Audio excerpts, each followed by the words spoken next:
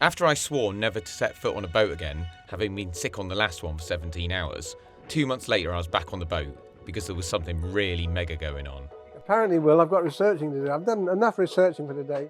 Terry and Pete had been into Redruth Museum in the archives, and they'd found a letter from the 1600s, supposedly written by the famous pirate Henry Avery, cryptically explaining that he'd hid loads of treasure on a local beach. And Terry and Pete were hot on the case, but the clues were vague and there were a lot of beaches in the area, so they needed help. And I knew just the person, my friend from France, who could douse for water and gold.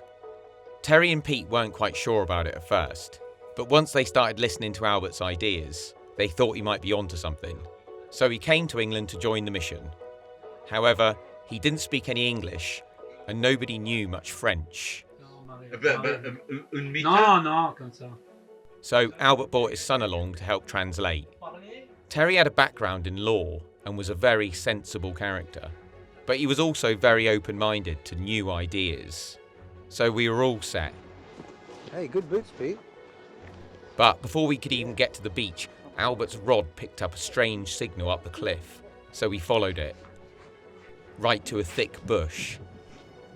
But it was mega thick. Where is the gold?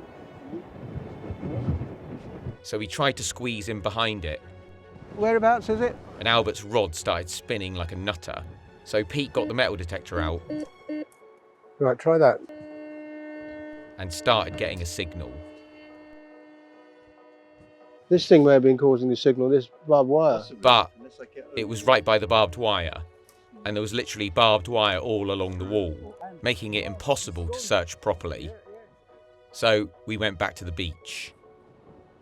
Not being able to speak the same language meant there was a lot of just standing and watching, which made it all the more interesting. Then Albert started pointing at a patch of sand, marking stuff out. Then he carried on a bit longer, I don't know what he's doing now. He's double checking, I guess. and did his double checking until he was totally confident. There's something.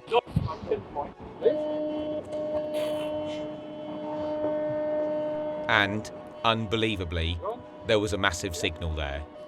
That's definitely strong.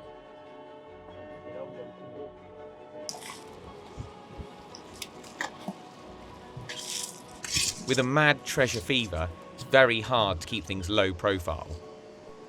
If anybody asks you, just say we're doing an experiment on sea level rising. It's going mental.